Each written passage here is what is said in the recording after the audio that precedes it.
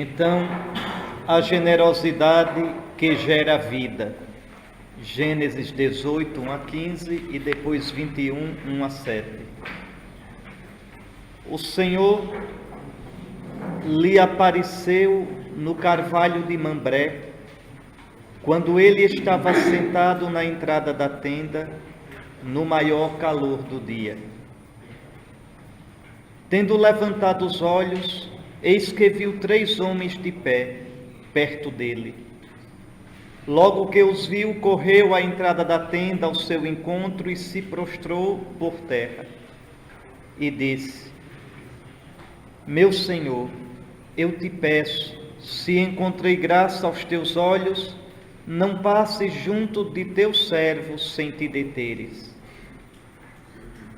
Traga-se um pouco de água, e vos lavareis os pés, e vos estendereis sob a árvore. Trarei um pedaço de pão, e vos reconfortareis o coração antes de irdes mais longe. Foi para isso que passastes junto de vosso servo. Eles responderam: Faze, pois, como disseste. Abraão apressou-se para a tenda junto a Sara e disse: Toma depressa 3 medidas de farinha, de flor de farinha, amassa-as e faze pães cozidos. Depois correu Abraão ao rebanho e tomou um vitelo tenro e bom. Deu ao servo que se apressou em prepará-lo. Tomou também coalhada, leite e o vitelo que preparara e colocou tudo diante deles. Permaneceu de pé junto deles, sob a árvore, e eles comeram. Eles lhe perguntaram: Onde está Sara, tua mulher? Ele respondeu: Está na tenda. O hóspede disse: Voltarei a ti no próximo ano. Então tua mulher Sara terá um filho. Sara escutava na entrada da tenda atrás dele. Ora, Abraão e Sara eram velhos, de idade avançada, e Sara deixara de ter o que têm as mulheres. Riu-se, pois, Sara no seu íntimo, dizendo: Agora que estou velha, e velho também está o meu senhor, terei ainda prazer? Mas o Senhor disse a Abraão: Por que se ri Sara, dizendo: Será verdade que vou dar à luz agora que sou velha? Acaso existe algo de tão maravilhoso para o Senhor? Na mesma estação, no próximo ano, voltarei a ti, e Sara terá um filho. Sara desmentiu: Eu não ri. Disse ela, porque tinha medo. Mas ele replicou: Sim, tu riste. Tendo-se levantado, os homens partiram de lá e chegaram a Sodoma. Abraão caminhava com eles para os encaminhar. Agora o capítulo 21. O Senhor visitou Sara como dissera, e fez por ela como prometera. Sara concebeu e deu à luz um filho a Abraão, já velho, no tempo que Deus tinha marcado.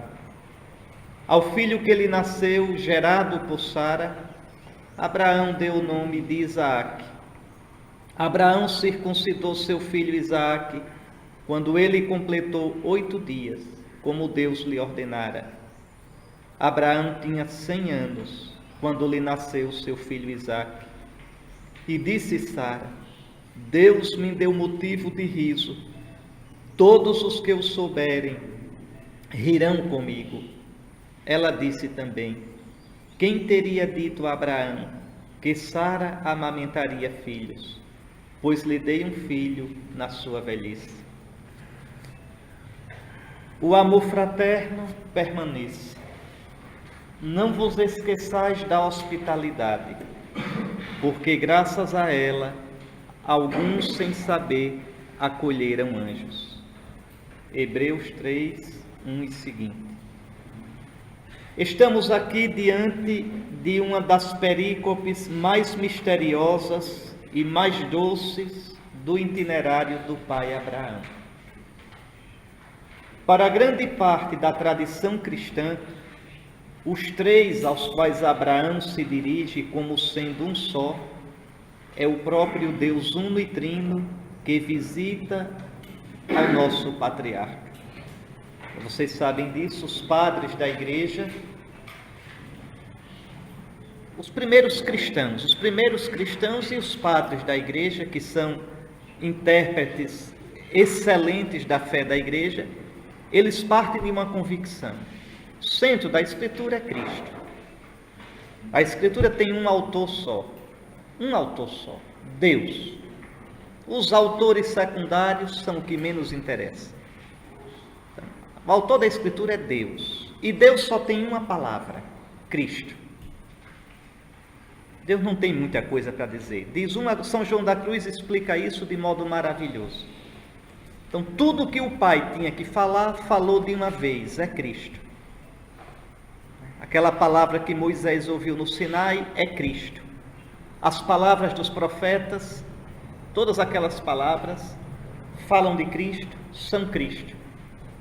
Os autores medievais, os grandes autores medievais, diziam que Jesus Cristo é a palavra abreviada de Deus. A gente não se lembra mais daquele, quando se tirava fotografia com máquina de fotografar, Kodak, acabou-se.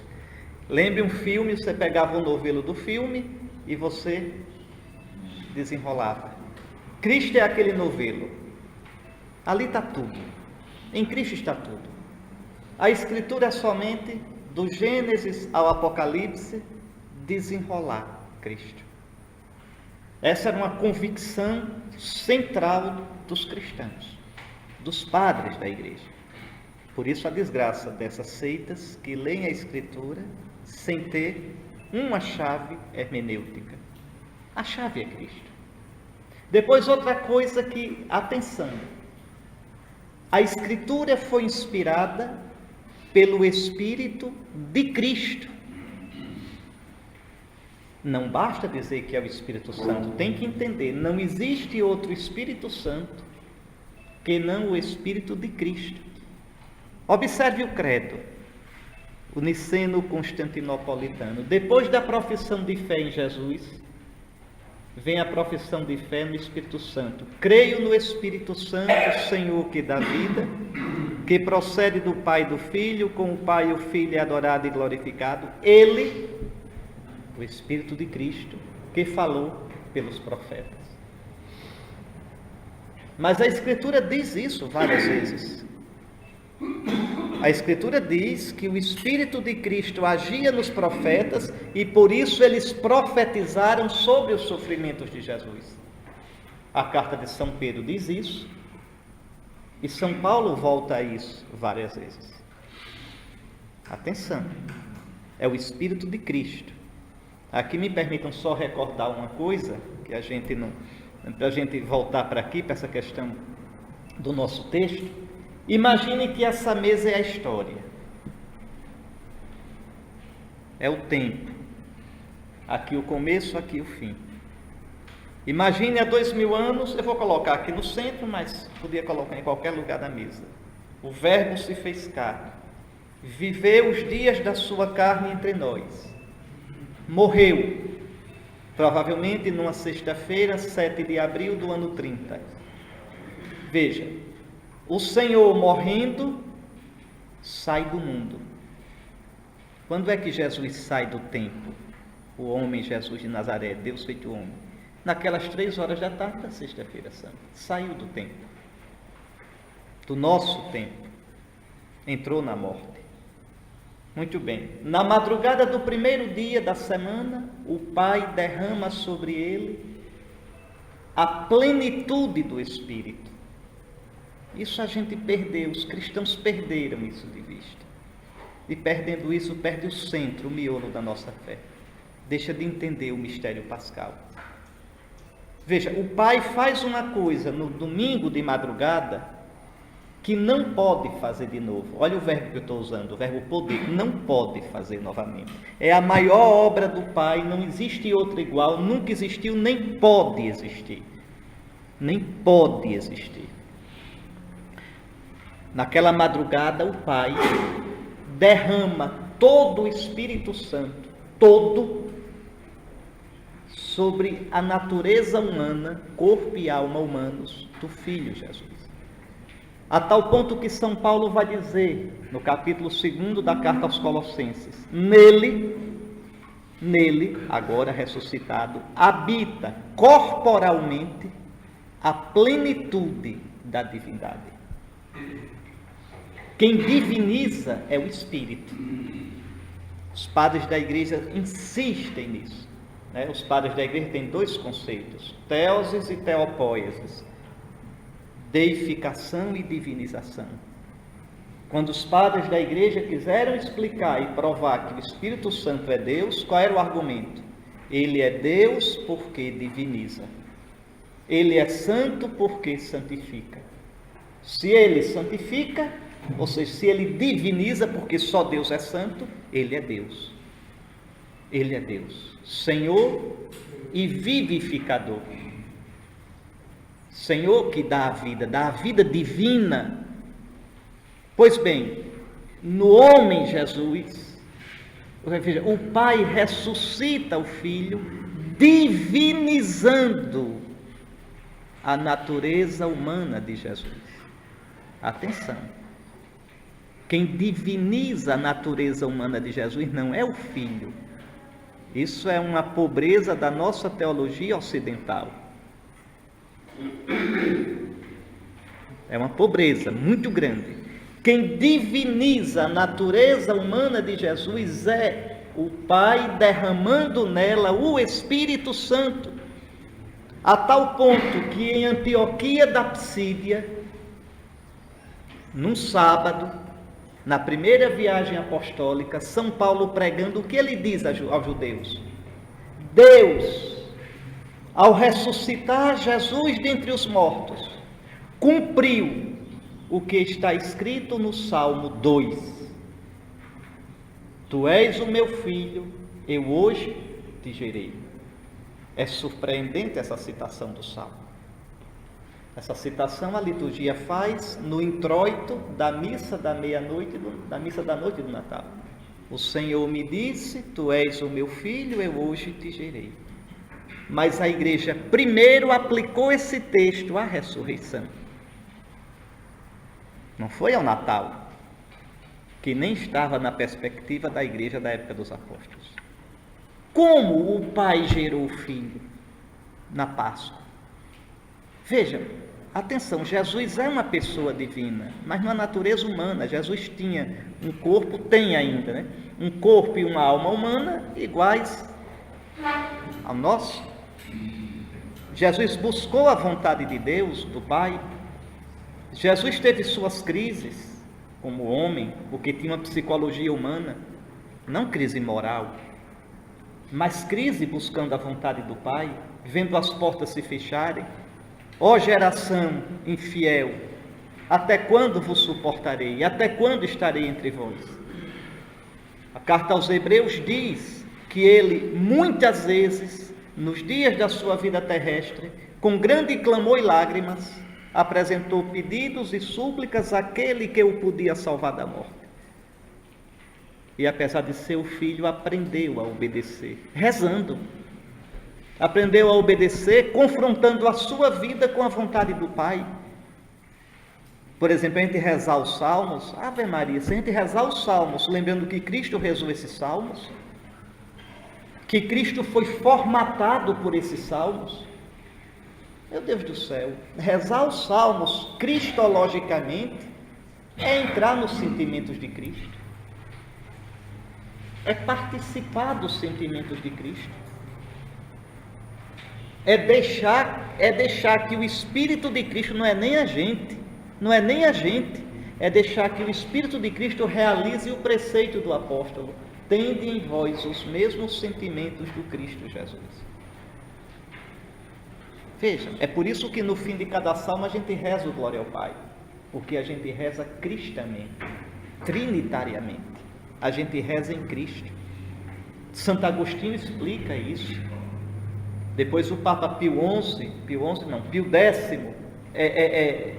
lembrou isso. Nós, quando rezamos os salmos, rezamos com Cristo, rezamos para Cristo, rezamos através de Cristo.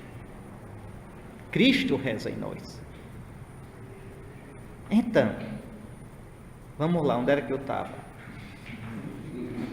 Bom, o Pai. Então, Cristo, sim, explicando como é que o Pai gerou o Filho na ressurreição. Então, veja, Cristo é Jesus, pense no homem Jesus de Nazaré.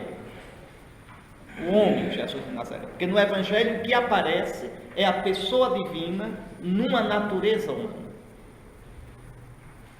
O que a gente toca no Evangelho é uma pessoa divina com um corpo realmente humano. Jesus precisa comer, Jesus tem necessidades fisiológicas, Jesus se entristece, se zanga, sente desânimo, exulta no espírito. Veja, certo? Uma natureza humana real, só que íntegra, sem o pecado. Por isso ela é mais homem do que a gente. A gente é menos homem do que ele, porque a gente é deformado pelo pecado. O pecado desumaniza. O homem, como Deus sonhou, é Jesus. A gente é um homem quebrado. Eu, não sou eu como Deus sonhou. Eu sou eu quebrado, tenho um déficit, que só é superado quando eu receber um nome novo, como diz o Apocalipse. Veja bem, a gente, né, como diz aquela música lá antiga, mais nova, não é? A gente é caçador da gente. Eu caçador de mim, eu vivo me procurando. Eu vivo me procurando, porque eu sou alienado de mim. Eu sou alienado de mim. Somos tão alienados, que no capítulo 7 da carta aos Romanos, São Paulo vai dizer: eu não sei o que acontece comigo, não faço o bem que quero e faço o mal que não quero. E aqui São Paulo não está falando dos não batizados, é a gente batizado mesmo que continua assim. Aqui não precisa discutir muito, basta cada um se olhar. Se a gente tivesse coragem de se olhar e dizer o que a gente ia ver que São Paulo tem razão. Então veja, Jesus é um homem completo. Então ele foi, atenção que isso é muito importante, para a gente entender, para a gente e para explicar o rebanho. Jesus foi na sua vida buscando a vontade do Pai.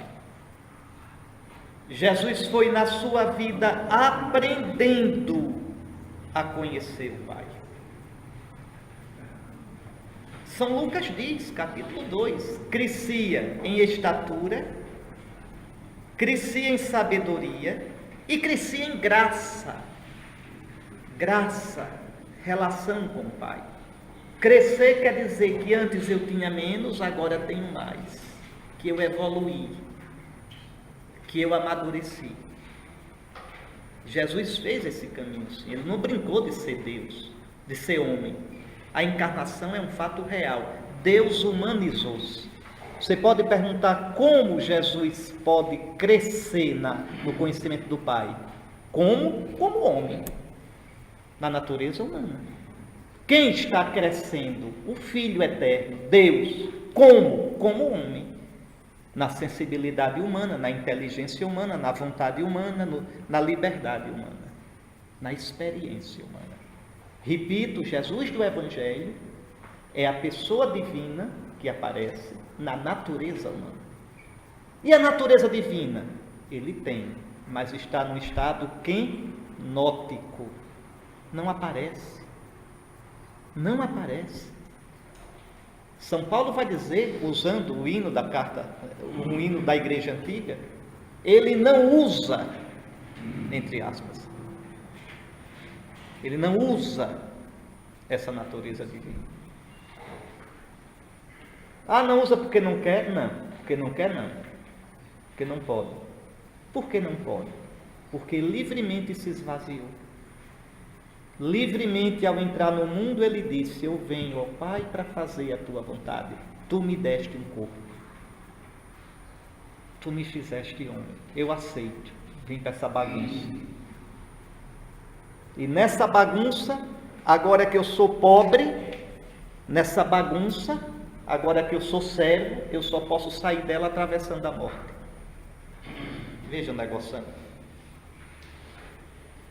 Veja. Eu não posso sair dela.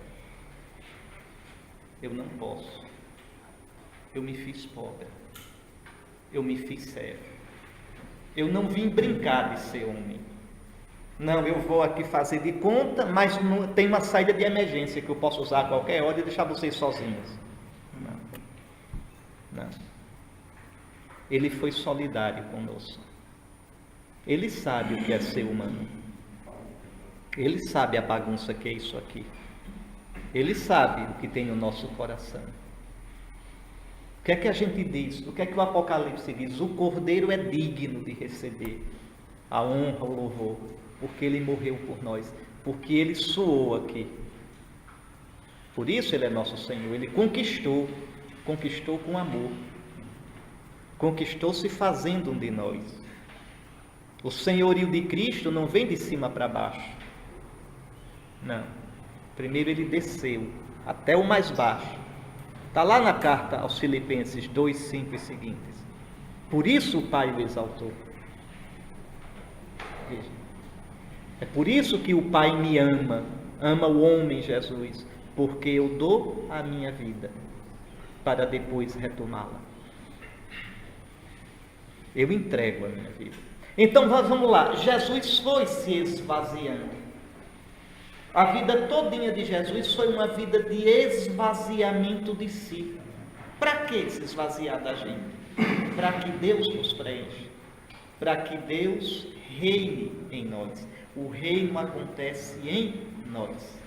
O reino não acontece nessa parede, ele acontece em nós. A briga é aqui, é no meu coração.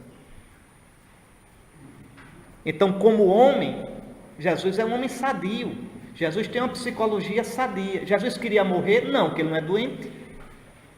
Jesus não é um doido, um neurótico. Jesus não é um misantropo. Jesus não é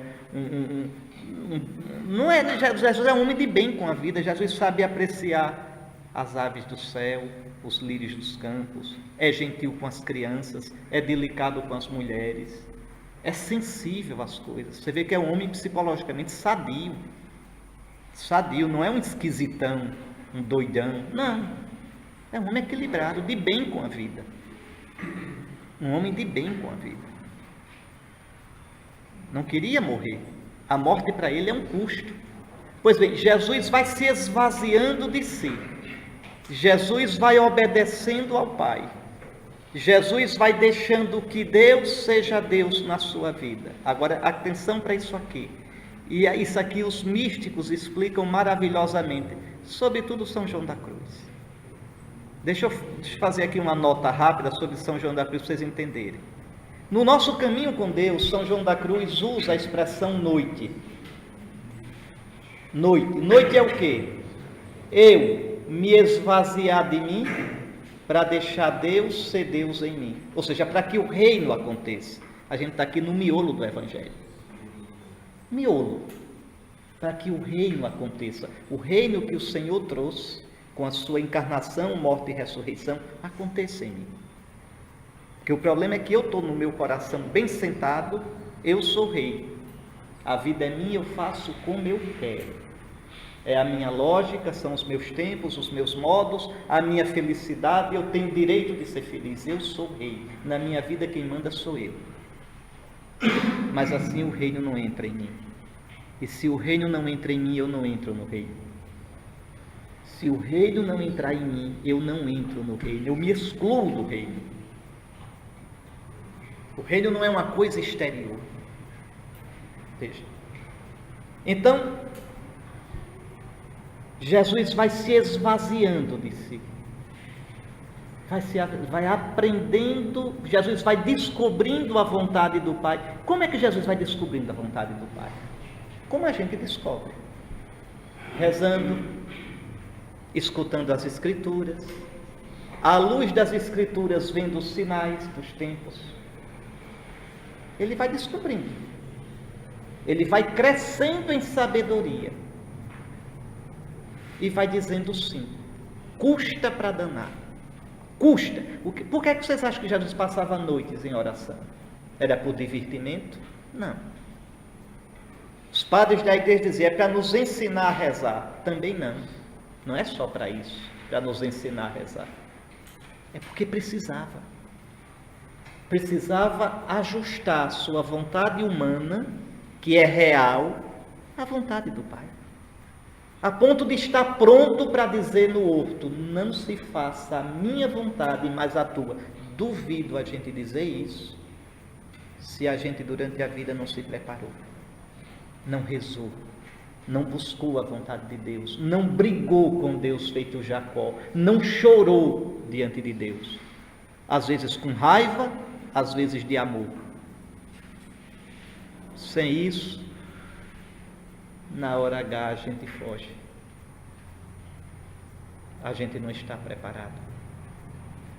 Então aquela agonia do horto foi preparada a vida toda. Está lá, o autor da carta aos Hebreus conhece uma tradição cristã antiga que diz que Jesus rezou não só no horto. São Lucas insiste que Jesus rezou muitas vezes.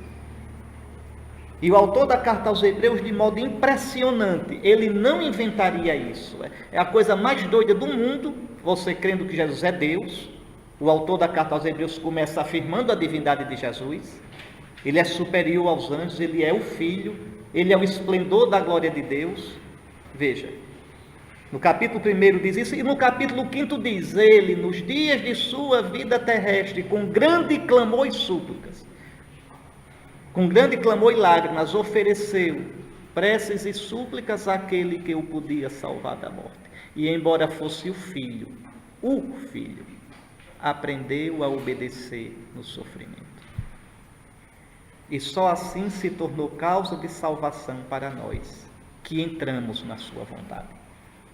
E a vontade dele é não fazer a sua vontade, mas a daquele que o enviou. Então Jesus vai se esvaziando. Vai se esvaziando. São João da Cruz diz que a gente, se quer caminhar para Deus, a gente tem que ir se esvaziando da gente. Esse negar-se, não tome no sentido ruim. Quer dizer, eu vou me deixando em um bocado de coisa que eu vejo que preciso me deixar. Tá certo? Não é somente supérfluo material que a gente tem. A gente também tem supérfluo nos sentidos. Conversa demais, brinca demais, se dispersa demais, cria necessidades fúteis demais, se dispersa demais em muitos afazeres que não precisaria tanto. Lembre a advertência de Jesus a Marta. Então São João da Cruz chama essa negação de noite. Eu vou colocando na noite essas coisas. Tá certo?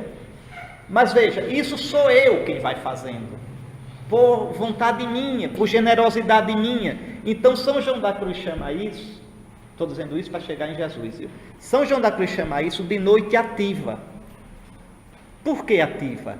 Porque é uma coisa que eu planejo. Nessa quaresma eu vou melhorar em rezar mais. Vou me acordar mais cedo para rezar. Vou colocar uma ordem no meu horário que é uma bagunça. Veja, isso é noite ativa. São negações, disciplinas que eu faço para criar espaço para Deus de modo ativo. Mas isso só não basta. Deus vem em meu socorro, atenção agora, e Ele muitas vezes me educa diretamente, Ele próprio tomando, Ele próprio me colocando na noite. É a tal da noite passiva. Aí era o que eu não queria, eu suporto. Por exemplo, uma doença, noite passiva. Eu estou limitado agora, numa cama. Eu estou limitado numa coisa que eu podia fazer e agora não posso. Veja, Nosso Senhor está tomando de mim. Diz, deixa eu ajudar você, chega e toma. Diz, você está me dando isso aqui, muito obrigado, mas eu quero mais, deixa eu dar uma ajudazinha. Aí toma. Uma transferência de uma paróquia. Uma incompreensão, uma calúnia, uma dificuldade, uma escuridão interior, noite passiva. a gente pode se revoltar, entrar em crise ou dizer: Senhor, dizer chorando mesmo: Senhor, obrigado porque tu me educas. Eu sou o Senhor teu Deus que te educa para o teu bem. São chances de deixar que Deus me empobreça de mim para me enriquecer dele. São crises que podem me desmantelar para sempre ou me confirmar como homem de fé. Pois bem, Jesus entrou nisso. Essa lei ela é constante no caminho com Deus. Veja, nosso Senhor foi se dando todo ao Pai, todo. Jesus foi deixando Deus ser Deus na sua vida. Jesus foi deixando o Pai ser tudo na sua vida. É a noite ativa. Mas o Pai também foi tomando os fracassos. Os fariseus não compreendem Jesus. Os saduceus são inimigos de Jesus. Herodes Antipas quer matar Jesus. O povo não compreende Jesus. Os 12 são lerdos. E no horto Jesus está sozinho. Veja, e o pai não responde. O pai vai educando o filho. Essa noite passiva, esse esvaziamento do filho chega ao máximo na cruz. Na cruz o filho se entrega totalmente ao pai. O filho se esvazia totalmente na sua natureza humana. A vontade humana de Jesus, a sensibilidade humana, os sentidos humanos, tudo se esvazia na cruz. E Jesus totalmente pobre, nunca haverá um pobre como Jesus. Nunca. Jesus se entrega até entregar o Espírito, que o dia ao Pai. Inclinando a cabeça, entregou o Espírito. Aqui não é entregou a alma. Essa entrega do Espírito é muito mais profunda. O Espírito que ungiu no Jordão. O Espírito no qual ele foi concebido na sua natureza humana. Entregando o Espírito, Jesus se esvazia totalmente e cai na morte. Vejam, agora sim, o Pai pode preenchê-lo do Espírito Santo de um modo total. E Jesus não já tinha o Espírito Santo? Sim e não. Tinha, porque o Espírito agia nele constantemente, de modo que toda a sua ação era cristopneumatológica. Dele saiu uma força que a todos curava. Mas agora, atenção, na cruz Jesus não tem mais uma vida humana. O corpo humano de Jesus morre. O cérebro humano de Jesus morre. Jesus agora vive na ressurreição pelo Espírito de Deus. O Espírito agora, o Espírito Santo é agora o princípio vital da humanidade de Jesus. Jesus vive não mais comendo feijão e carne. Jesus não tem mais uma vida humana como a nossa, bios.